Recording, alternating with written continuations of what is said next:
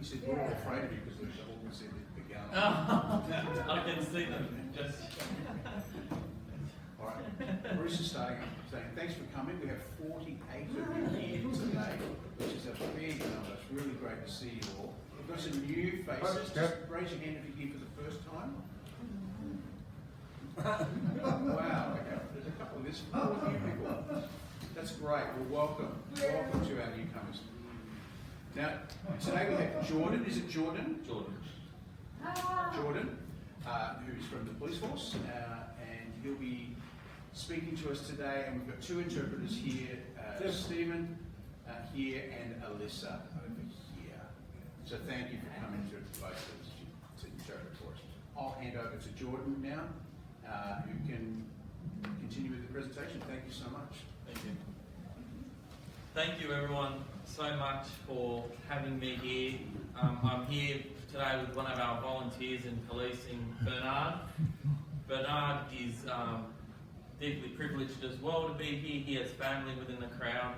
I'm incredibly proud to be here. There they are. I'll give them a wave. I'm so happy to be here and privileged to be here to teach you all some helpful cyber safety techniques. Can I have a show of hands? How many of you have or utilize a smartphone? Oh. Okay, cool. How many have a computer with access to the internet? Oh, fantastic. How many utilize online banking? Oh, very nice. And how many rely on, let's say, a grandson or a son or someone else to help you with the internet? Yeah, fantastic. What I'm going to do today, I'm going to hopefully share some interesting techniques and some helpful tips in staying safe online, because my role is all about keeping you all safe. Not only outside, but as well online. So welcome to the Cybercrime Online Safety for Seniors. We'll just quickly go over what is the internet. Can someone give me a guess on what they define the internet as?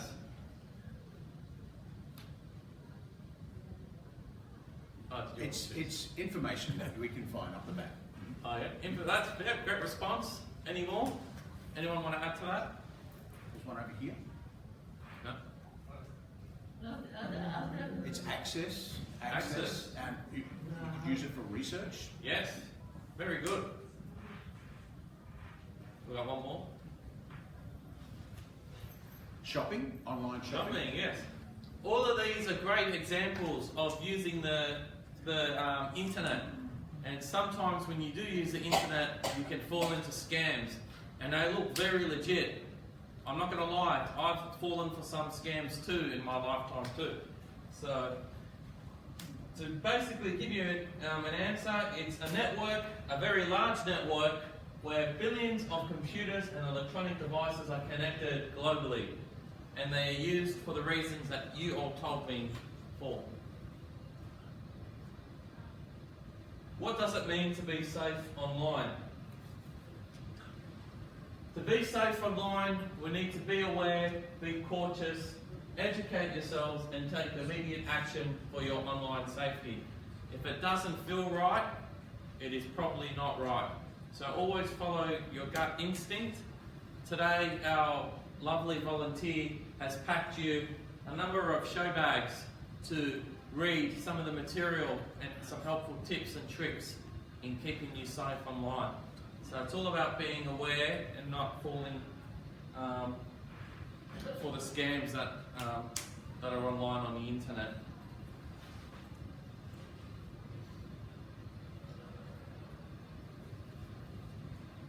What is a scam? A scam is a crime, it's a trick, it's too good to be true. Show of hands if you saw something on the internet that you knew was too good to be true.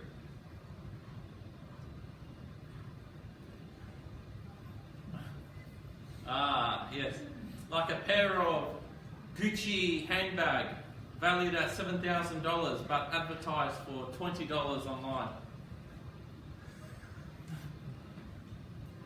Yeah. Scammers will exploit your emotions, your lack of knowledge, your device vulnerabilities, trending issues and topics. So basically, as a police officer, I see a lot of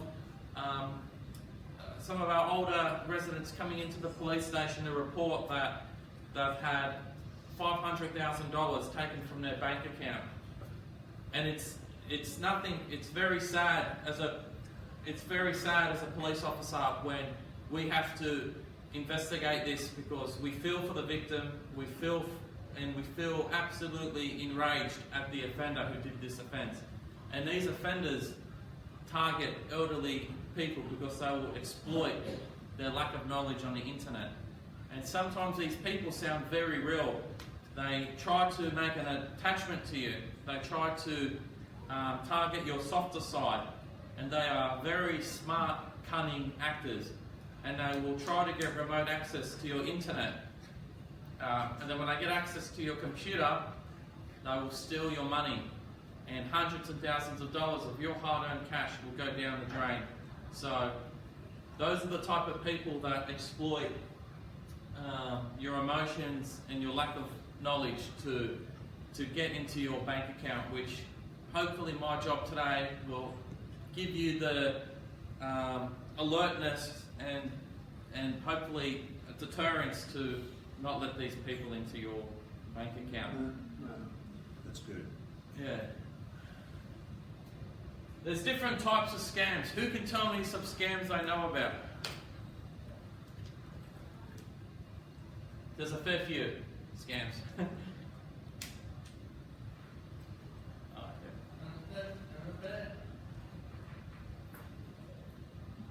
That's good. She's going to sign anything they sign so that everyone can see it. Oh, okay. Yeah, that's good. Margaret.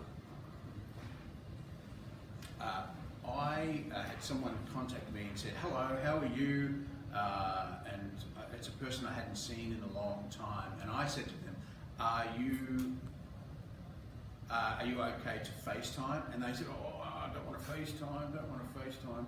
So that's kind of like a scam, right? That will be a top scam. I'll send it to the list. It could definitely fall into one of these scams, but since she was so smart and she asked to FaceTime, that was a great technique to see, because it will expose them. So that's a very good job. You stopped the scam from happening. So technically, we don't know what scam they were trying to do. Anyone else for some examples of scams? Yeah, I was looking for a new caravan. Oh. And I was doing some research and I found a good caravan. I was happy. It was $20,000. And I said, I want to go in and have a look around. They said, no, you've got to send the money first. And then, so I went back and forth through it, and then I just cut it off. I couldn't do it, didn't do it. Good work. Wow, that's very impressive. That's a type of Facebook marketplace scam. They were from Africa. Yeah, well, they definitely won't be selling a caravan in Australia.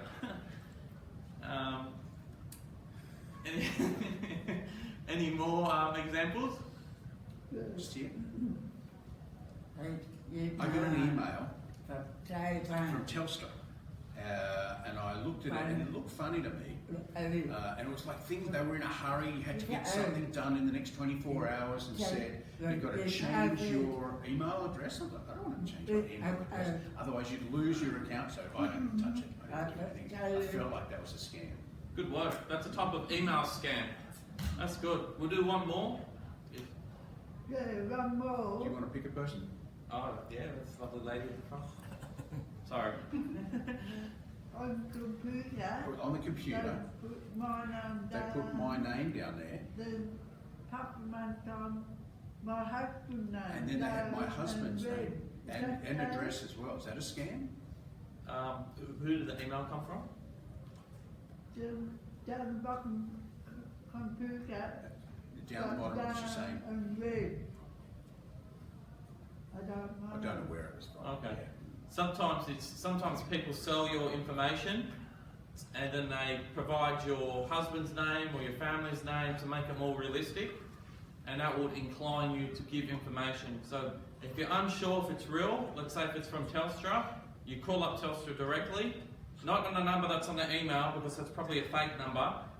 You use the number that you're always using, and they will tell you whether it's from them or from a scam. But do not reply to it. That's great. So I'll list you all the different type of scams. Sorry very much, everyone. Here are all the different type of scams. We've got dating and romance scams. We've got investment scams, buying or selling, threats. All you can see, all these different types. And we've listed some of them in the room. The email scam, which you mentioned. We've got, let's see, Facebook Marketplace, it should be social media. Social media, so Facebook how many is on Facebook Marketplace? Yeah. It's Facebook Marketplace are lots of scams that we receive reports of. Mainly because people will advertise something and immediately after someone will message you and they will appear very legitimate, asking you to deposit money into their bank account, and then they will deposit the funds back. Or they're saying they're overseas. Do not believe them. They are trying to get your money. If anyone wants to buy something from Marketplace, they shouldn't have to ask for money. As in, you don't have to send them money. Sorry. So if you're selling or if you're buying? If you're selling, for example. We'll quickly go dating and romance scams. Basically, they move fast and they try to chat, so they try to get that emotional connection from you. It's easy money to be made. When they talk to you, they'll say, "Oh, I'm suffering from cancer. I need help. I need money. I need $4,000 because if you want to see me, you'll need to give me $4,000 for this cancer treatment." It's very sad. For example, I think the lovely people here at the front mentioned about FaceTiming someone. These people don't want to FaceTime because you think you might be talking to a nice, good-looking lady, but really it's a man sitting in Africa, and they obviously don't want to FaceTime because they don't want to show their true identity. So romance scams is such a big problem, and so many people are falling for it. And they will always make excuses not to meet. I've seen cases where they've been talking for 5 years. 5 years. Talking to someone online who never shows their face on FaceTime or video call and they've never met. And every time they want to meet, they always say, "I can't meet for whatever reason." So always be careful if you're on the dating scene. Investment scams, they're big. Just swapping your tokens. Oh, sorry. Investment scams are such a big issue facing our older community.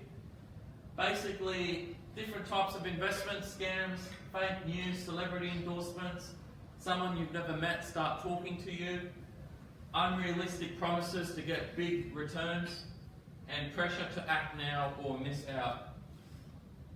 This might include an online contact such as a friend that you've never met in person. I think someone mentioned that over here. Someone mentioned a friend calling, pretending that was it the lady? Does anyone remember which? Yeah, Margaret. Margaret? Yeah, I think Margaret mentioned how someone called her stating that she was a friend and stuff. That's how the investment scam starts, pretending to make that fake connection with you. You've obviously got emails, websites and ads that say how good they are, but those are really fake reviews. We've got a lot of cryptocurrency issues. Is anyone into crypto investments out of curiosity?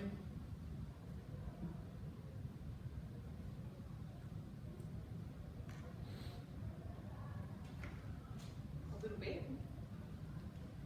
Okay. Well, that's good to know. So if you get a random call from someone you don't know, you need to treat it with a high degree of caution. Challenge the person. Ask them who they are, where they are from. They could pretend to be from whoever, and they try to do that to take your money. So you've got to be very careful when you receive these type of calls. Always stop and check to ensure that you're not getting scammed.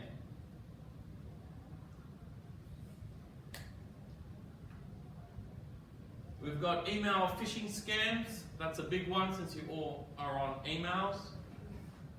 You get nice little catchy subject lines, such as the email that was mentioned up here at the front about someone pretending to know, mentioning the husband's name and their name. It asks you to download an attachment. If you get an email that looks a bit suspicious, okay, and it asks you to download something or click on a link or to click here to win a prize, do not click it. It is more than likely a scam. When you click on these links, basically they can install software onto your computer to steal your data. Or if you click on a link, you might be giving over your information. Myself as a police officer, I receive these random text messages, and I'm sure you would all receive them too. For example, from Australia Post saying click here to collect your parcel. If you follow the link, for example, and it would ask you to put in all your details, and then you put in all your details, it'll ask you for your credit card number to collect the parcel, and I'll say they're only going to take $1 out. You click all that, and they're more than likely taking tens of thousands of dollars out of your bank account. So those are examples of phishing scams that you've got to be very careful. You've got to look. Have a look at the email or text message. Does it address you by your name? Does it come from, if you look at the email, does it come from like a Gmail or Outlook? Telstra, for example, their email will be, for example, do not reply at telstra.com.au. They tend to create an urgency to act now, saying you need to click on this link, otherwise your Telstra will be terminated or your internet will be terminated.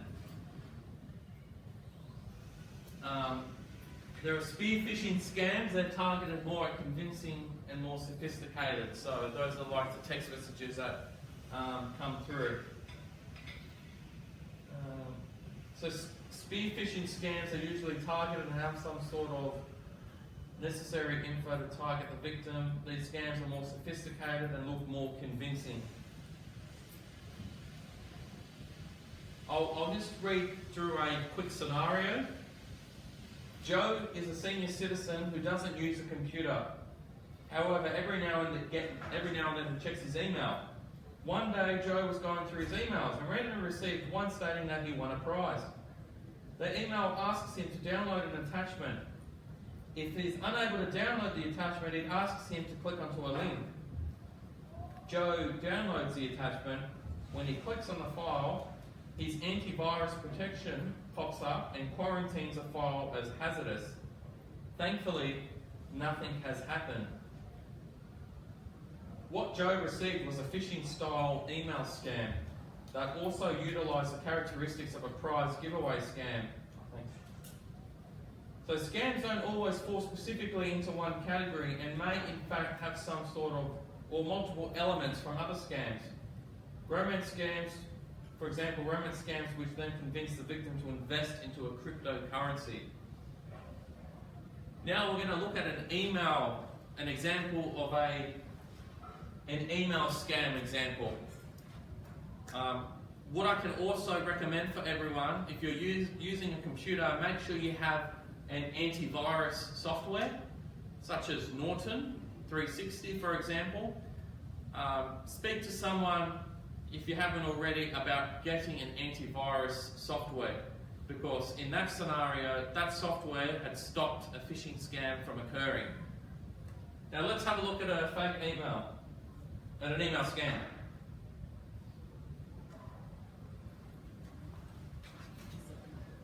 Yeah.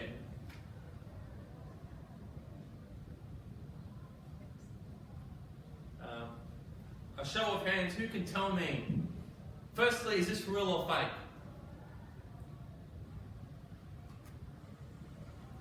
No, fake. Fake. Good work. Now, who can point out some of the red flags in this email, if we can mention. No name on there. No name, yes, good work. So it's not professional. Yes.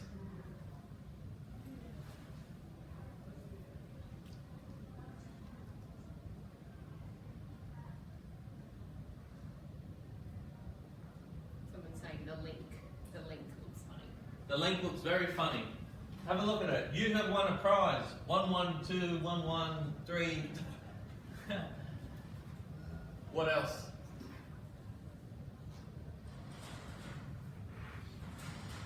I'll give you some of the I'll tell you some of the other stuff. Have a look at the email. It's at gmail.com. That's the first issue. You have won a prize. Act now. It's trying to give you a sense of urgency to act now. Have a look at all the different font colours and look at the different size in the text. Look at this. Please hurry. If your prize is not claimed, you will lose your prize. Who will ever say that to you? I'll also read you.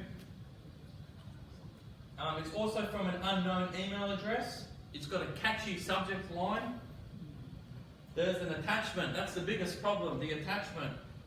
It's commonly used to conceal malicious software. It does not address the recipient by your name. It asks you to click onto an unknown dodgy link. It creates a sense of urgency.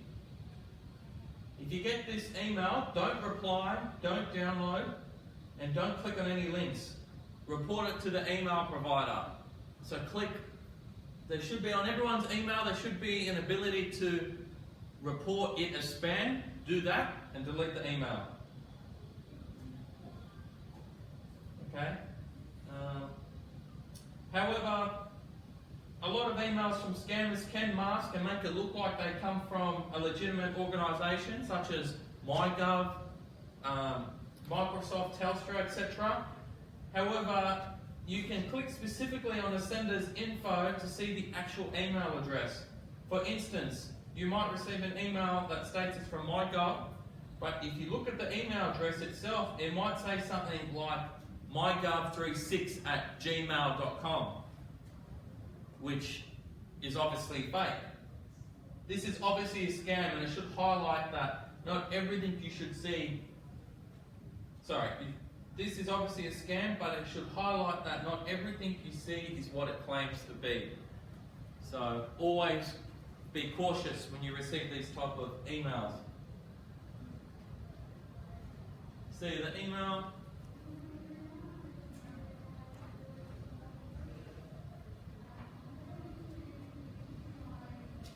Here's another ATO email scam. Tax season's coming up in a few months. We're going to be very cautious. Now this is let's look at another email scam. Who can point out some issues in this one?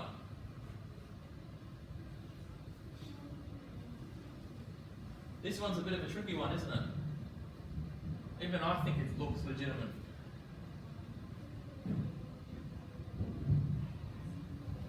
Anyone want to take a guess?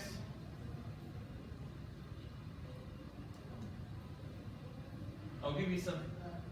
So check the email address firstly. Do not reply.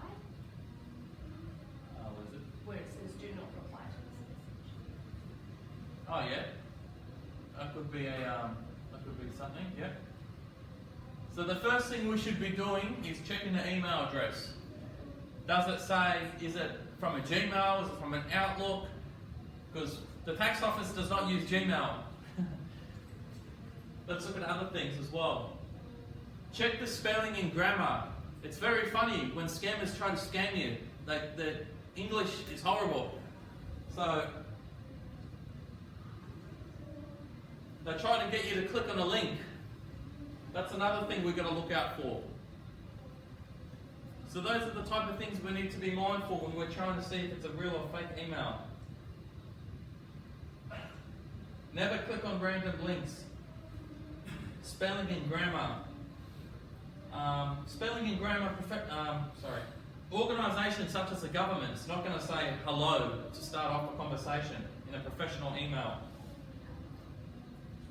Who's it from? Just because it says Australian Taxation Office doesn't mean it's actually them. Look at the email address instead.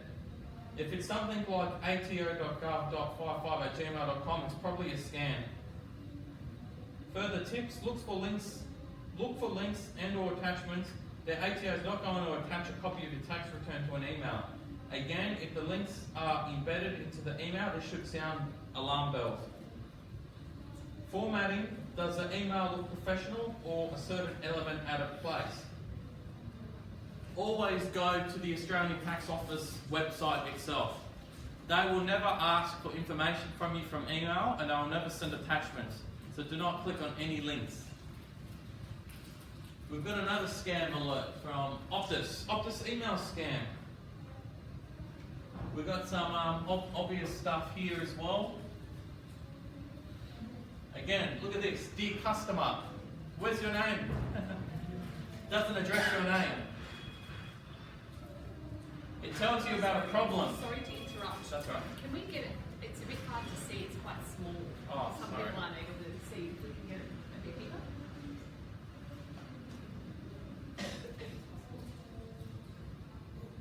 Ah. I don't even know if PowerPoint had that picture. So, for example, it tells you there's a problem with your Optus account. It tries to get you to click on a link. Don't click on the link. It also says, I'll just read it out here. It says, note, you have been strictly advised to complete this measure before 48 hours to avoid account closure. It creates a sense of urgency to try and get you to click onto the scam link. Okay? So basically what to look out for, in this email, it didn't specify the customer's name. It has a link that tries to get you to click on it. Oop.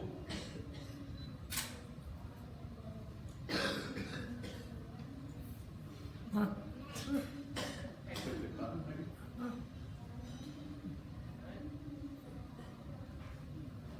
I think I heard the projector turn on.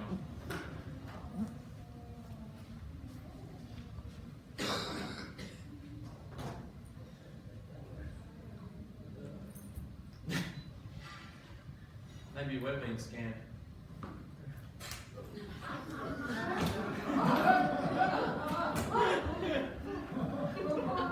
We're being hacked.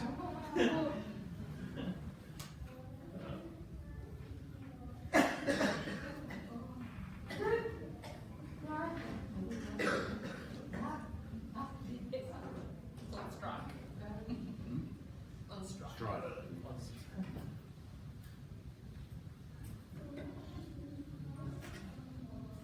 Okay. Thank you. There we go.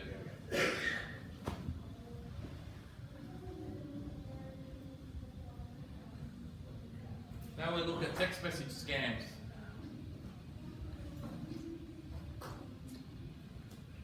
Now we all would have, everyone in this room, including us as police, Bernard, or the translators, interpreters themselves, will probably receive one of these text messages. Show of hands, who's received these? Yes. We've got different types of scams. Australia Post, we've got a friend wanting to send you compliments, all these type of scams. Oh, this is a scary one. It's called, it might not relate to you so much, but for example, the Hey Mum scam. Hey Mum. Hey Mum scam. So if you look at the message here, I'll enlarge it a bit.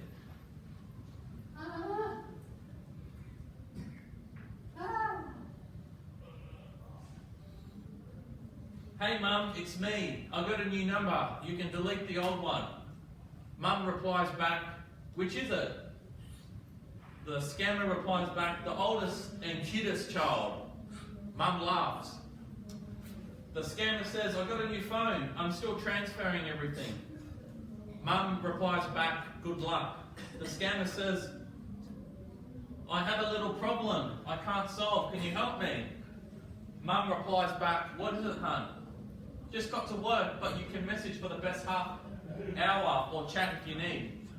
The scammer replies back, well, because of the new device, I have to transfer all apps, but the banking app has put a 48-hour security hold. All nice, but I have to pay for some payments. Very annoying, but can you please send me some money?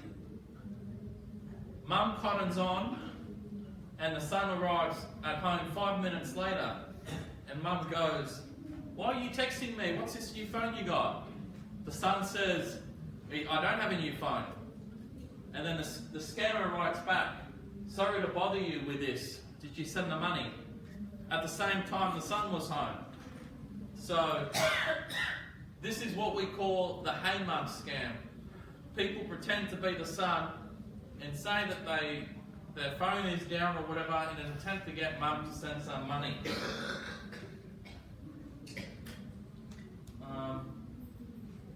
Text message scams like these usually have a common element such as Australia Post, ATO, etc. They sometimes have some spelling errors, but they always provide a link for someone to click on. Never click on the links. It may lead you to a website that looks exactly like Australia Post or the ATO. And they try to trick you into providing your username and password. So basically, if you click onto this link, you can click on it, it will take you to a website that looks exactly like Australia Post. And it will ask you to enter your username and password. Once you enter those, username and password, nothing will happen. Those details will be sent to the scammer. For example, so many people are having their super hacked because they click on a link that says you've got a notification in your MyGov inbox. When you click on the link, it takes you to a very legitimate MyGov website. You enter your username and password, again, nothing happens. The scammer will then have a copy of your username and password and they'll access your account and take your superannuation away. So, these fake websites look very legit and always never click on the links.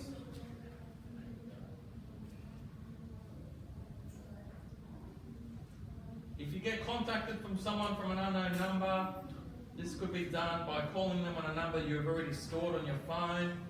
Try other alternations to contact a family member or asking a person claiming to be a family member some personal questions that only you and a family member may know. So we get a lot of impersonation scams, so you've got to be very careful when you're dealing with people trying to pretend to know you. Automated phone call voice message scam. Who here has ever received an automated voice call, automated voice message claiming that a service that they have will be suspended or something similar? Yeah. Yep. Getting lots of yeses. Lots of yeses. I don't know if this is. Oh, I thought it was a audio. No idea. It's okay. Yeah. Oh, sorry. That's right. Ask them what. When you receive a call like this, depending on your phone, it might highlight the number as suspected scam.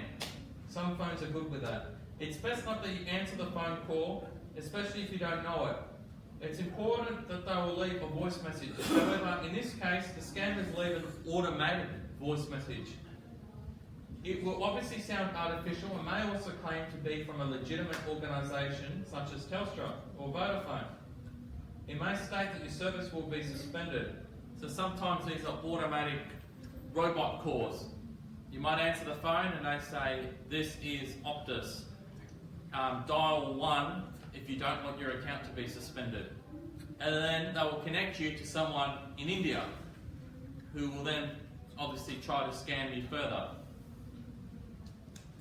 If you think it's suspicious, hang up the phone and call up the number that you have saved in your phone.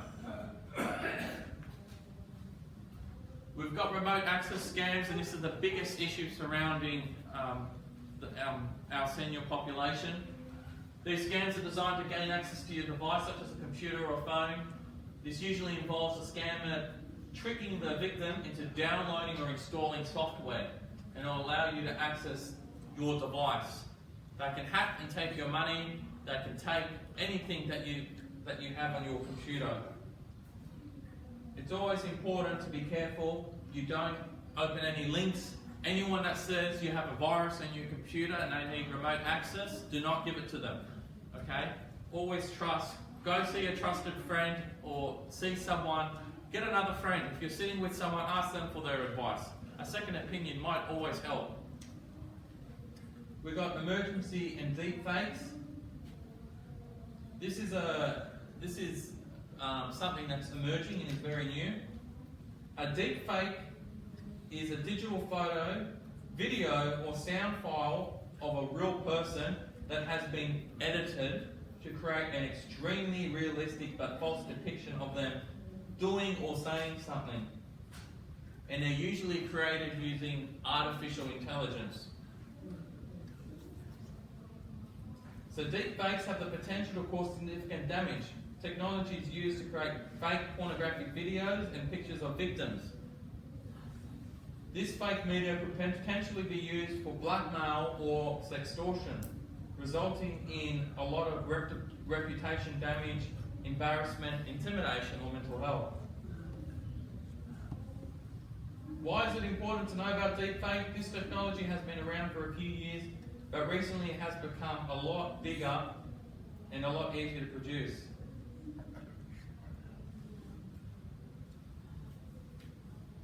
Okay. Some prevention. Don't give money or personal information to anyone. Ask yourself, could the message or call be fake? And act quickly if it feels wrong. So stop, check, report. Okay? Some helpful tips. Like I said before, install an antivirus software and update it regularly. Turn on automatic updates in your computer. Use multi-factor authentication. If you don't know what that is, that basically means if you, let's say, you log into your email on your phone, it might ask you to verify that on another device to make sure that your email isn't being hacked. Stop and think before you click on any links or download any attachments. Be careful when granting permissions to apps. Even on your phone, you can download an app. Sorry, I'm going to ask you to slow down. Yeah, Sorry. that's all right.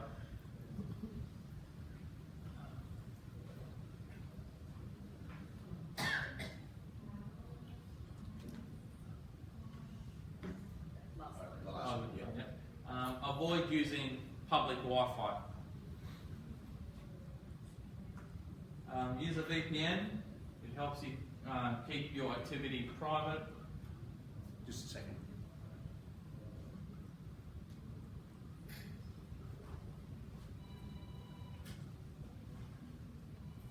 Last one. VPN, can we go there? Is there? Yeah, that one. Yeah.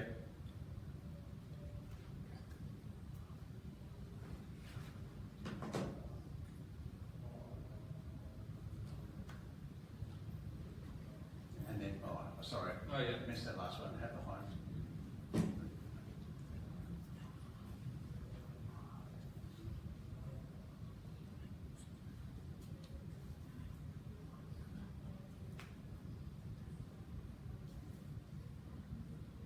Okay, thank you. Some helpful tips. Think before you share any personal information. This can obviously be compromised. Educate yourself. So we're going to provide some lovely bags, show bags. Inside your show bag, we have a helpful booklet to read. We've got information about preventing parcel theft. We've got information about personal safety. Information about protecting yourself online.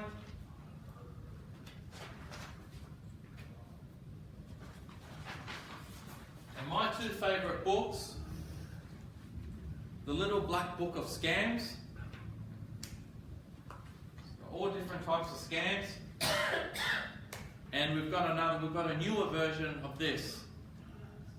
So, the Little Book of Scams. We don't have the next of kin registry here, do we? But no. See a professional IT technician to give you further advice for your individual needs. Remember, if it's too good to be true, it probably is.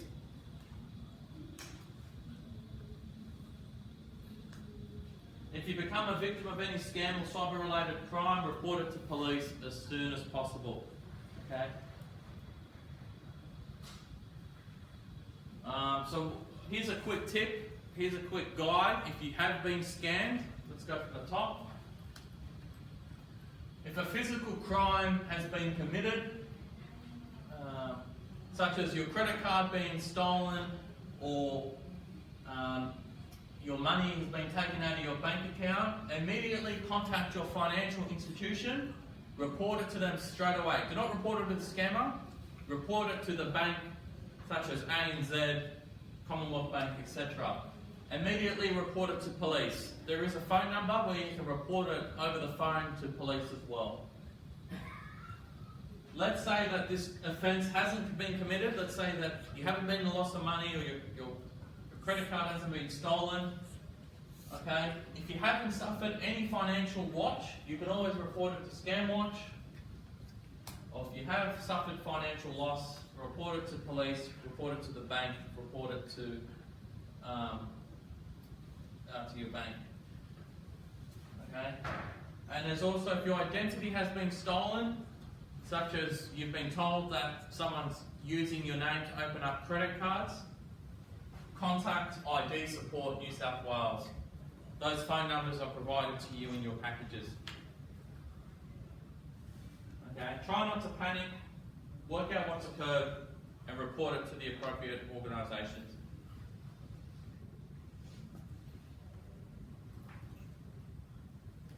We've got you these books. That's in your bag. Report Cyber is a helpful information if anyone wants to visit them at home. If you get some time at home, or if you've got a computer, or even on your mobile phone, please visit Report Cyber. We've also, you can report online abuse via the E-Safety Commission.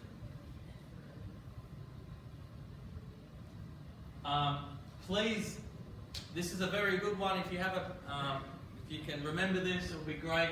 It's called Be Connected. They offer free presentations, and they do free. They issue a lot of free resources, and there's a lot of helpful tips and tricks. We're in March now.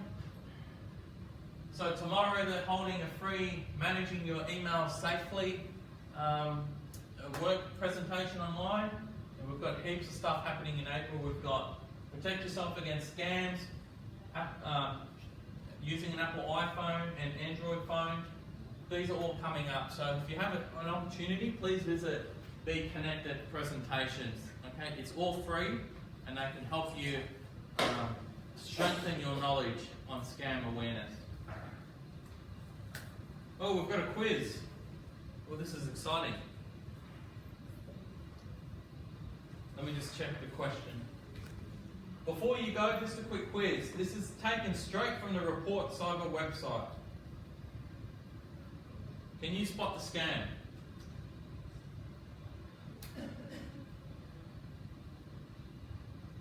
It is August, and Mary has just completed her annual tax return.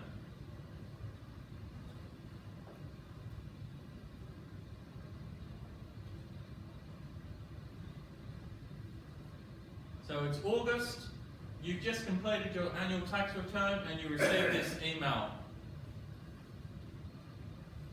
Show of hands if you think it's real. If it's not a scam. Yep. Show of hands if you think it's a scam. Yep. Okay, let's see the answer. A few weeks after, she receives an email from the Australian Taxation Office with the details of a tax refund she is entitled to.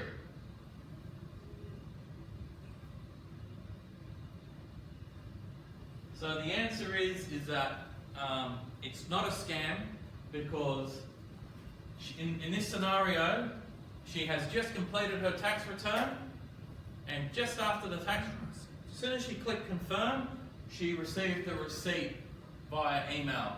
Now this email doesn't ask for any confidential stuff. It doesn't ask you to click on the links. It just tells you that this is your receipt. It's expected when you're using a government website, once you complete a form or you lodge a return, you receive a receipt. So that is, this email here is legit. We've got another, and a few weeks later, she receives an email from the tax office with details of a tax refund she is entitled to. In this email we can see, make it bigger. In this email we can see it's very unprofessional. Australian Taxation Office, all in one word. It says refund, secure mail from the Australia. You can see already that the format of this email does not look right. You can see there's an attachment. Now we all know not to click on any attachments. And it says here, according to our calculations, you should receive a tax refund of $645. Normally what scammers will do after August or after July, they'll send these type of emails because they would already know that you've completed your tax returns. So they'll try to get your bank details, or they'll try to get your details to compromise your bank account and make you believe that you're entitled to this refund. Okay? What you can do instead is contact the Australian Taxation Office and go, hey, am I entitled to $645? They will more than likely say, no, you are not, and it's a scam. Is this real or a scam?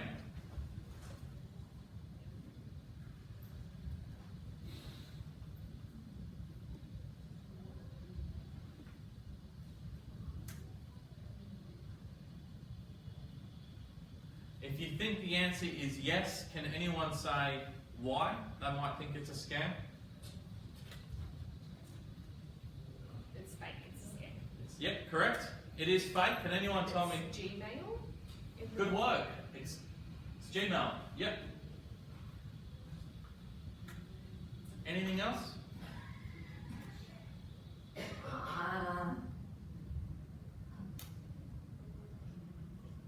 The attachment? Yes. The attachment is a zip file, which normally means if you click on it, it will more than likely install viruses on your computer or try to get access to your computer.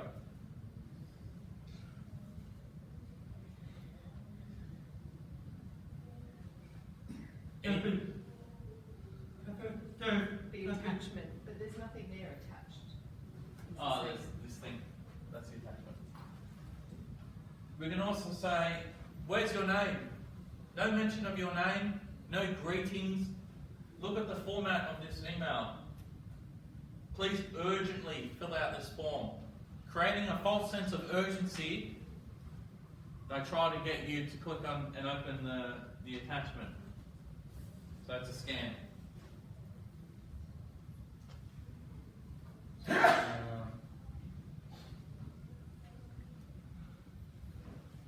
Not from a legitimate government email.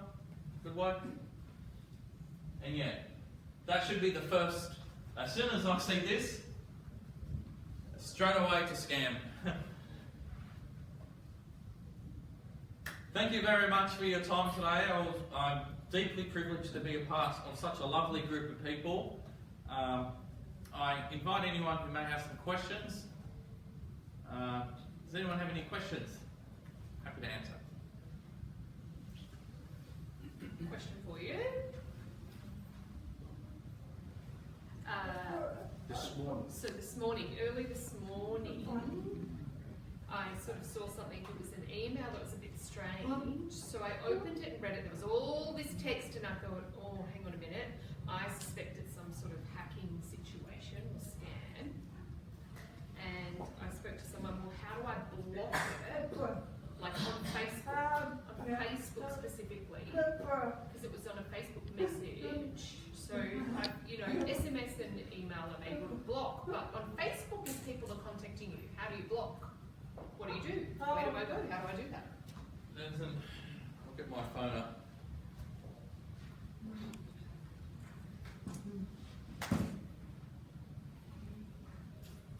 There is an option on Messenger, for example, Facebook Messenger. I'm happy to, I can see you after the class, after the session, and I can show you how to block. But basically, any messenger platform or email will have an option. For example, if I don't like this person, I'll just click on their name, scroll down, and I can either report him or I can block him. Okay? And if I think it's a scam, which by your example sounds like one, I will just block him and report him.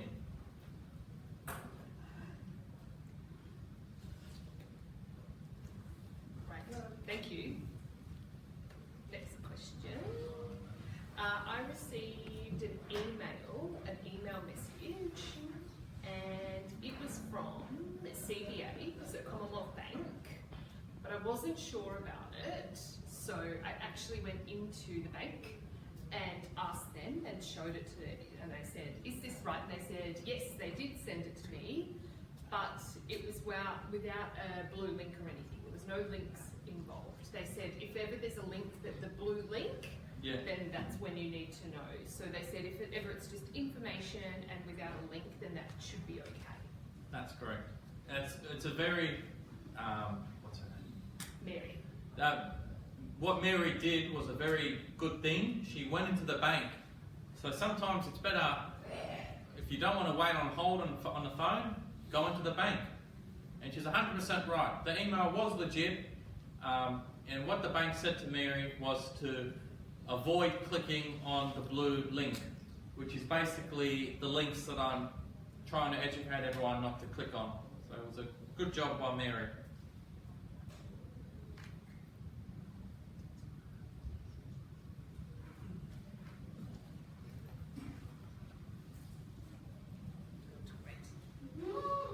Who's next? Over to you.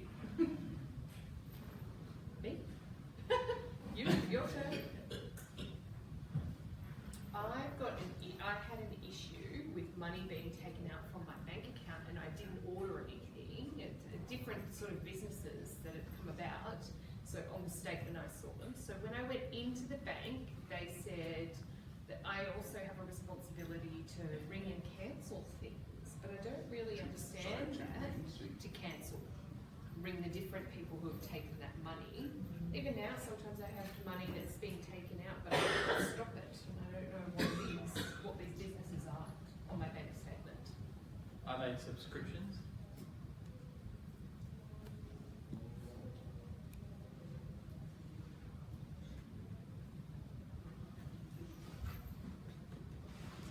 Yes.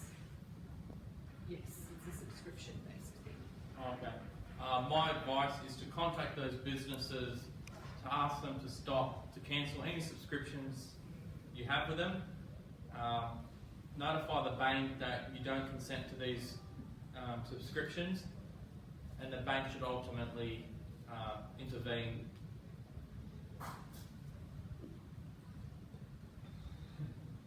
Yeah, they said I was responsible. It's if you didn't give consent for the banks for them to take money out of your bank, then it's advised that you report it to police for a fraud.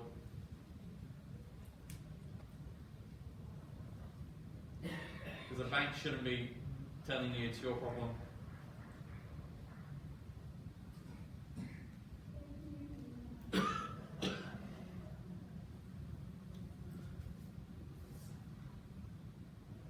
Yeah, they said it was myself, so.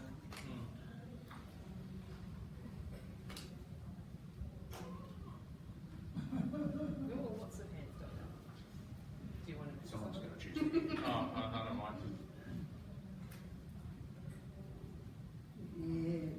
Years ago now, a long time ago, but I received a letter, and it was from the bank.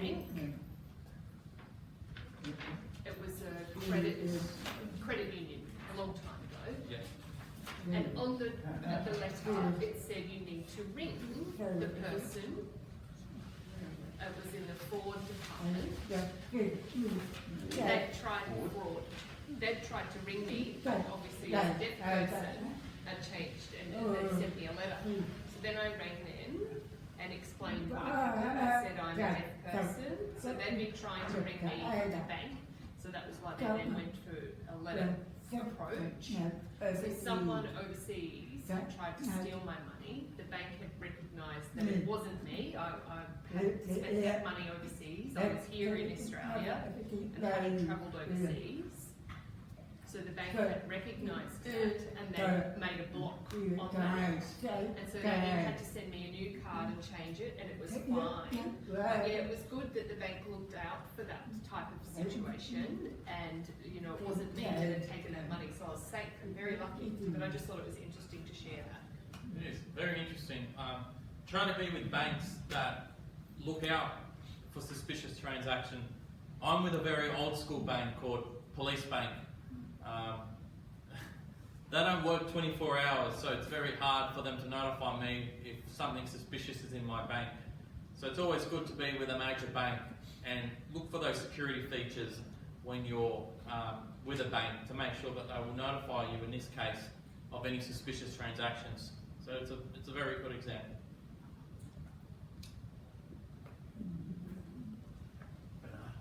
Did you want to say anything? No? Sure.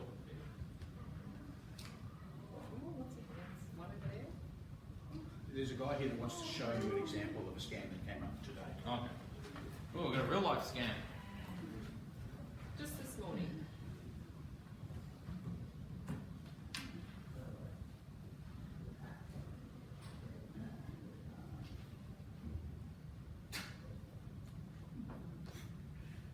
What's his name?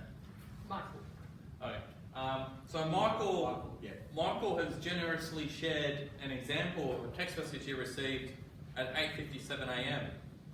It says, "Hello, this is the Royal Bank of Scotland, United Kingdom. Please, we want to connect with Mr. Michael Daly." So the scammer has already got Michael's details, and he uses his name to try and connect with Michael.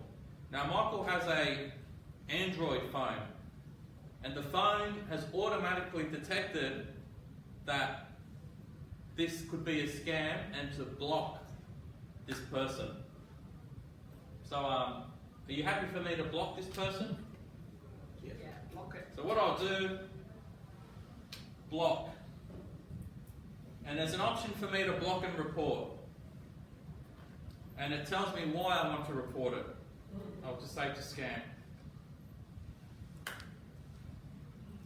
Reported.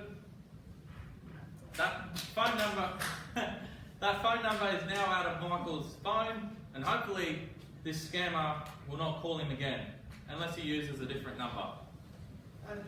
Thank you.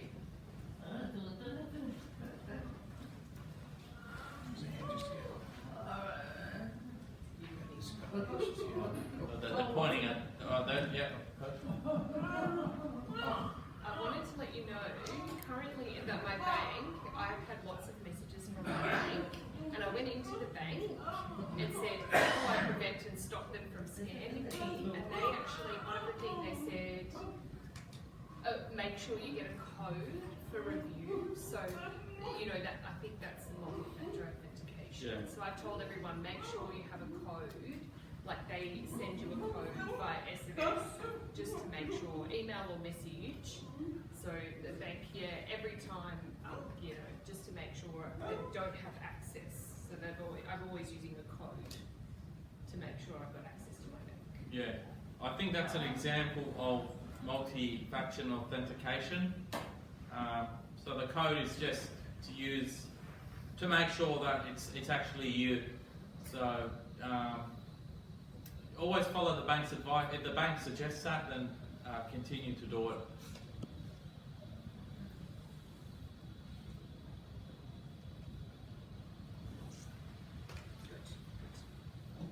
There's a couple down the front here that It's really good to see that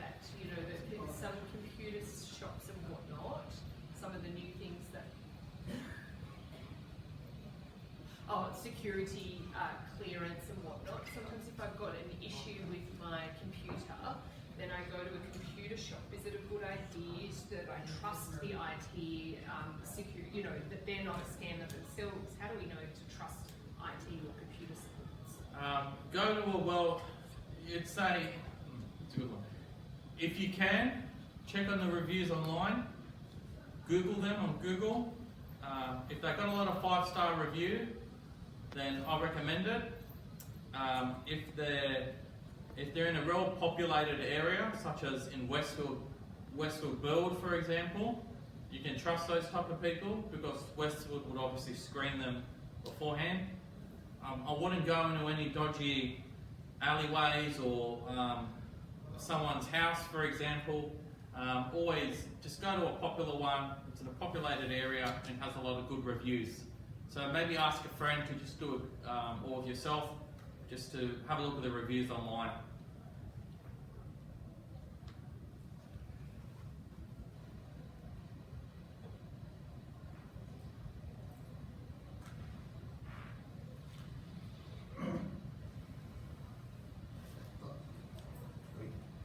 Yeah, best for the time. Make sure I check. Thank you. Put my hand up. Thank you. You were talking about like there was someone who lost $500,000 or something. Do you get the money back? Because I know banks have insurance. So is that something where the money would be paid back to the person who's been scammed? Generally, the banks will make attempts to give the money back to the victim. Most times they don't get it back. When police do investigate it, we discover that their IP address is from a foreign country, and it's very difficult to prosecute or charge someone that's overseas. Very rare we get like those type of scams when the offender's in Australia. Most times they don't get their money back, which is very sad.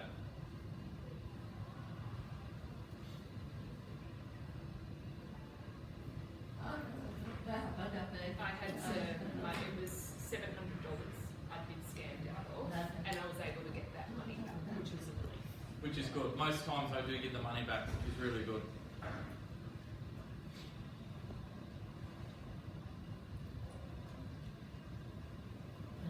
Thank you.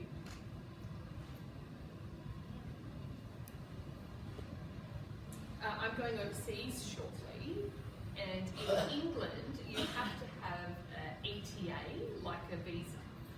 It's a bit different, it's a new sort of policy in England. So I asked the agent, the travel agent, you know, can you sort of help me with an ETA? And they said, no, you need to do it yourself online. So I was a bit unsure, and they said, oh, there's an app that you can put in, but again, I was a bit unsure. It's called UK ETA. So I had a look and tried, and then they said you have to have your passport, have it scanned, and a photo of yourself, and I was really unsure about giving away my identity. I felt like it wasn't safe. So I asked my daughter just to check and sort of make sure, and she said, yeah, you can do it through the app, have your sort of phone photo and a passport. And they emailed me just a paper with a reference number. That was it, that was all I got. So I've got doubts about it. I'm curious if you could check and have a look. What's it called? UK? ETA. It's just like a passport or something. I thought, you know, you just get a bit of paper. That's all you get, so I wasn't sure. You can go on to, so if you Google this type of stuff like what I've done, I haven't heard of anything like that before. So if you go to a legitimate website such as, have a look at this website, I've just Googled it, it's a government website from the UK, and we know it's a government website because it says at the top, .gov.uk, and it says it here, what's an ETA, who can get one and how to apply. Have a look at this. So it tells you can download the UK ETA app from the App Store. So it is legitimate. So from my quick research, you can go online to an official government website and it will confirm the authenticity of the app. I haven't heard of this. I've never heard of that before, and it made me feel a bit sceptical. But it's interesting to know. So that app is legitimate. So yeah. And you notice when I googled it, when I googled the website, I didn't click on any of the links at the top. These are the sponsored links. These are the ones that people pay for to have at the top. Instead, I scrolled down, down, down, and I clicked on the official government one. I like to go off a trusted source. So, but thanks for sharing that.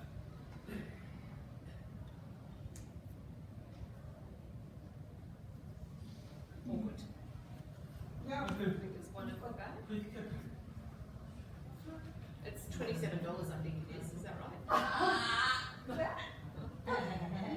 Is it? I don't know.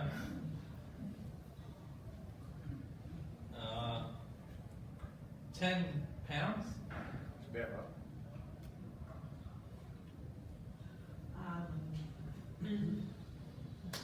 No. I think you pay $27 a year before you fly.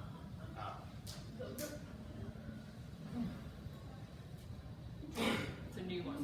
There's one Down here. right up the back. Oh, up the back.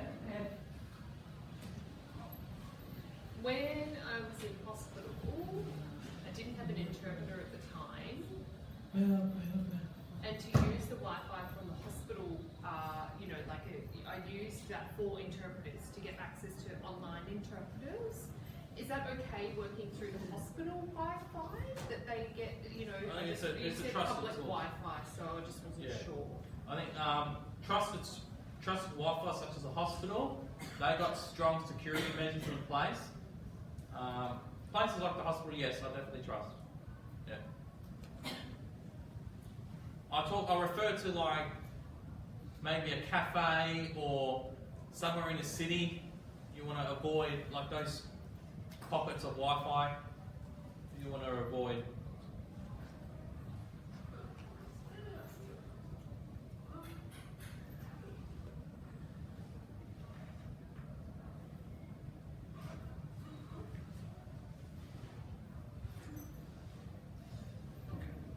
I think there's one at the back. On my mobile phone, now we've got this new eSIM, and it was like the SIM card, the physical SIM card. If you lost it, someone could take it, and they could take out the SIM card. And so to avoid that, finding, then they use the Find My iPhone. So someone had said to me, it's better to change an eSIM, and then you don't have the physical SIM card. So I've got one, but I've been trying to encourage people to use that, so I just thought it was worth mentioning. Yeah, something that I use is an eSIM now. So yes, something different. Yeah. So, does she still have an old SIM card? That's all gone now. Threw away, good work. Alrighty. There's a couple of hands there. Barry up there. Sometimes I head off on a caravan holiday. At the caravan park, they often have like that free Wi-Fi, if you like. For that, in that situation, what do you think about that? Like they give you a password and free Wi-Fi at the caravan park. Yeah, if it's a trusted location, use it as you like, but try to limit your access on it. And just if you're not using it, just turn the Wi-Fi off. Just only use it when you need to use it.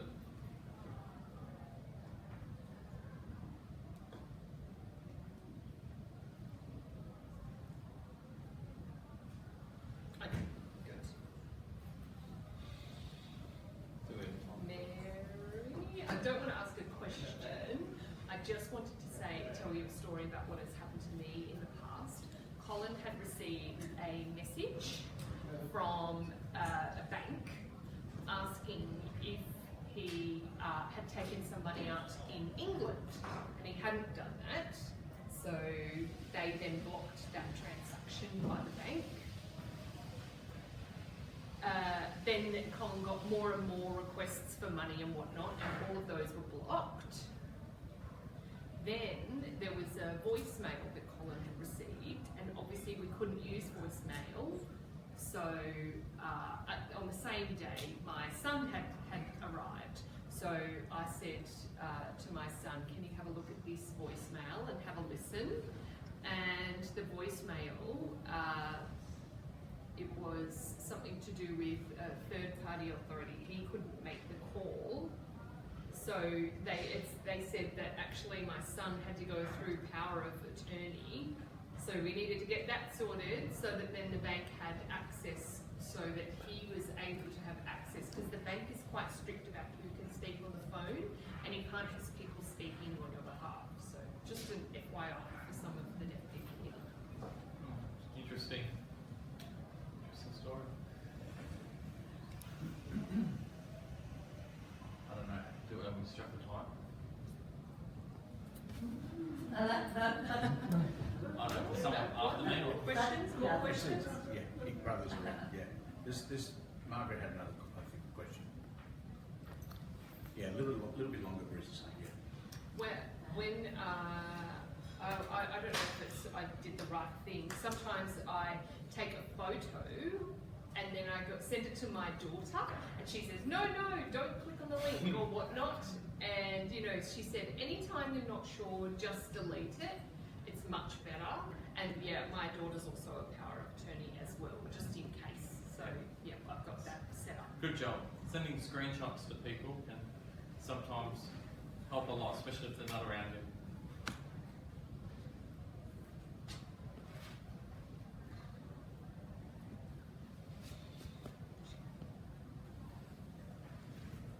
Yeah, children are all far away, that's why.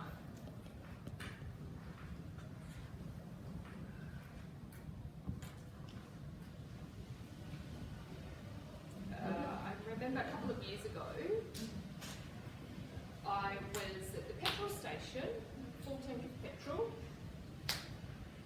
and then I went inside, and then it was, I paid with the St George Bank card, and they said, no money. And I thought, oh no, someone's stolen my money. So I had to go into St George Bank, and they said, yep, the money's gone. So they then they called the police and got it sorted, and they found actually it was someone in Melbourne, but it was overseas as well. So people actually went off to jail and whatnot, and I was able to get the money back from the bank. But yeah, it's serious if that sort of thing happens. Okay. Well, thank you very much for your time. You're a lovely group of people, and I thank the lovely interpreters, and I thank my good friend Bernard. If you ever have any questions, feel free to reach out to us. If you are on Facebook, please follow us on Facebook, Burwood Police Area Command. We share a lot of funny stuff, we share a lot of serious stuff, and we share a lot of crime prevention stuff. So if you have your mobile phones, or if you have Facebook, please don't forget to follow us. Thank you very much for having me. You've been a lovely group of people. Thank you so much.